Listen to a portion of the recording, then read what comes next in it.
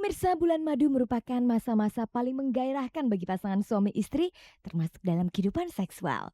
Tidak terkecuali bagi pasangan Fiona dan Eko Patrio. Banyak pasangan muda sengaja menunda punya anak untuk menikmati suasana bulan madu lebih lama.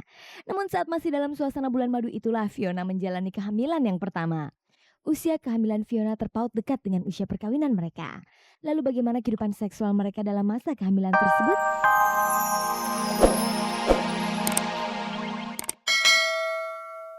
Selamat sore pemirsa, berjumpa lagi dengan saya Fani Rahmasari dalam tayangan paling bergengsi, Cek dan Dicek. Selama kurang lebih 30 menit ke depan, kita akan bersama-sama menyaksikan informasi terhangat seputar kehidupan selebriti. Sejumlah topik menarik telah disiapkan oleh tim Cek dan Dicek untuk kita saksikan bersama sore ini.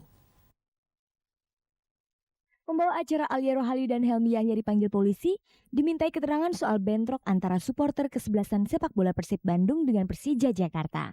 Bentrokan itu terjadi seusai para supporter mengikuti kuis Siapa Berani.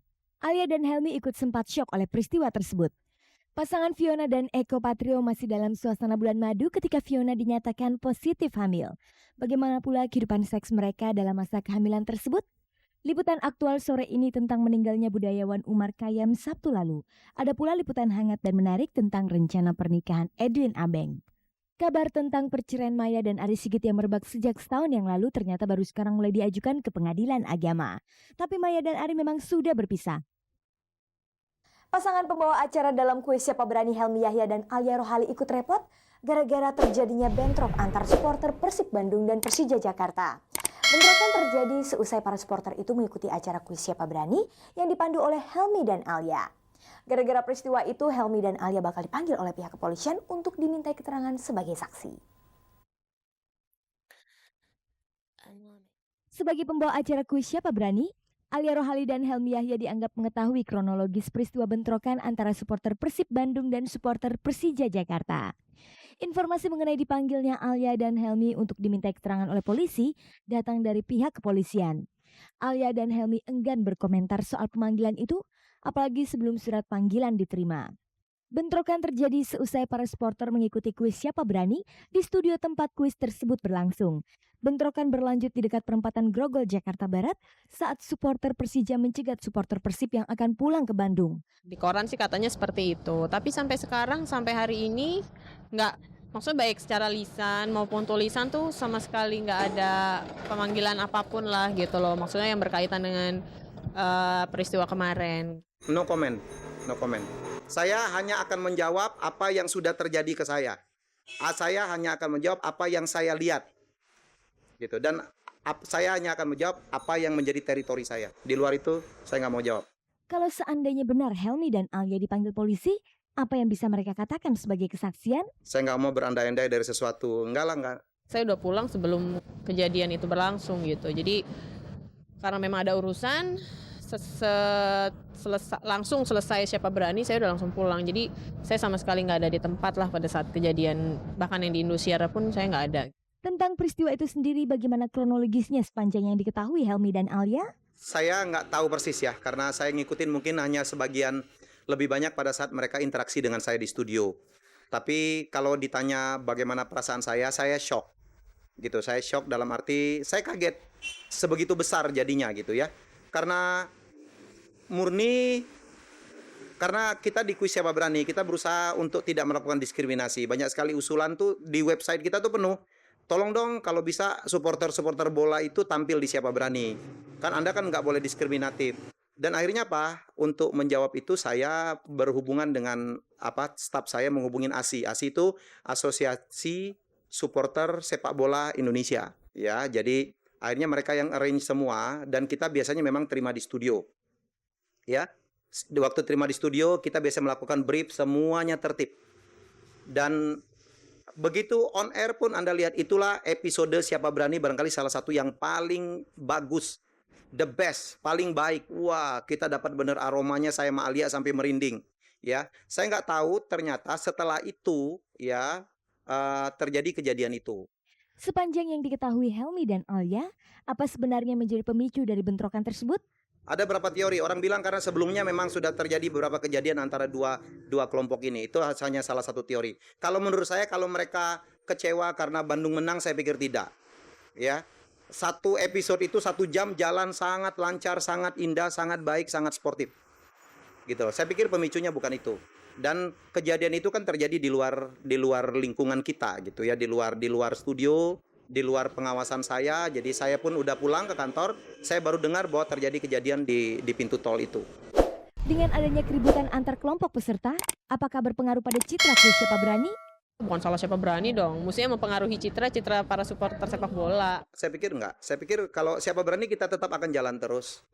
Kapan-kapan apakah akan mengundang lagi supporter sepak bola sebagai peserta? Saya belum bisa jawab. Jadi mungkin mereka yang harus membuktikan bahwa tidak akan terjadi apa-apa baru kita itu. Jadi saya tidak bisa menjawab apakah kita akan memanggil lagi atau tidak. Dengan peristiwa ini, apakah sekarang ada antisipasi khusus agar peristiwa serupa tidak terulang? Kita harus lebih hati-hati dalam rekrutmen. Ya kita udah 300 episode lebih lah, 320 episode, ada satu ini. Dan itu pun terjadi di luar studio ya kan. Terjadi di luar studio. Saya tidak mau berteori-teori penyebabnya apa. Karena ya Anda lihat sendirilah, itulah artinya gambaran dari masyarakat kita.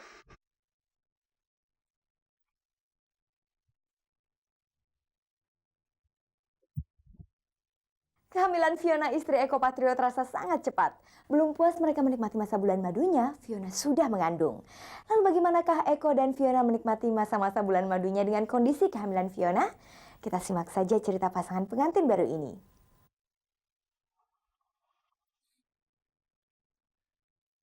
Pemirsa, bulan madu merupakan masa-masa paling menggairahkan bagi pasangan suami istri, termasuk dalam kehidupan seksual. Tidak terkecuali bagi pasangan Fiona dan Eko Patrio. Banyak pasangan muda sengaja menunda punya anak untuk menikmati suasana bulan madu lebih lama. Namun saat masih dalam suasana bulan madu itulah Fiona menjalani kehamilan yang pertama. Usia kehamilan Fiona terpaut dekat dengan usia perkawinan mereka.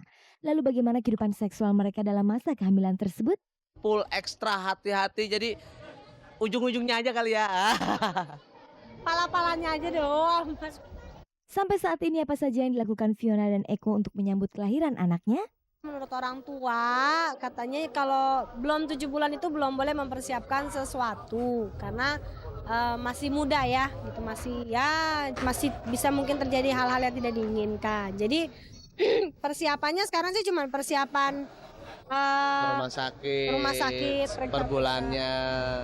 Saat memeriksakan kandungan, apakah Eko selalu menemani? Always. Kalau untuk periksa, kalau Eko lagi ada waktu, kemarin sih ya baru 2 hari yang lalu Eko nganterin dia, anaknya sehat. Udah uget-ugetan, lucu. Dada. Selama masa kehamilan ini, adakah pantangan-pantangan yang diperhatikan? Buat Eko cuma bilang gini, dia syuting jangan larut malam gitu loh. Kalau sampai larut malam Eko samperin, Eko omelin tuh yang namanya pimpronya, itu satu. Kedua, jangan pakai sepatu tinggi karena hak pengaruh. Yang teplek-teplek. Nah, ketiga jangan naik turun tangga, udah gitu aja lah.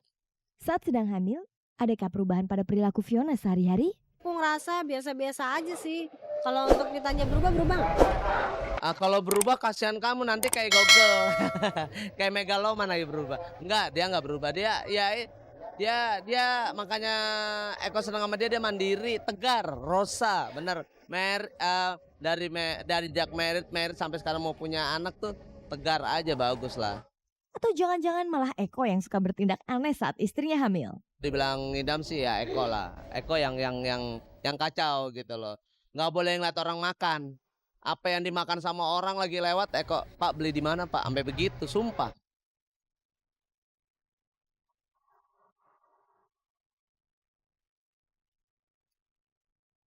Pemirsa, berikut ini kita ikuti liputan aktual yang berhasil dihimpun tim Cek dan Dicek. Budayawan Umar Khayyam meninggal dunia Sabtu 16 Maret 2002 pukul 7 waktu Indonesia Barat di Rumah Sakit MMC Jakarta setelah menjalani operasi karena patah tulang dan pendarahan usus. Sebelumnya Umar Khayyam dirawat 2 minggu di rumah sakit tersebut.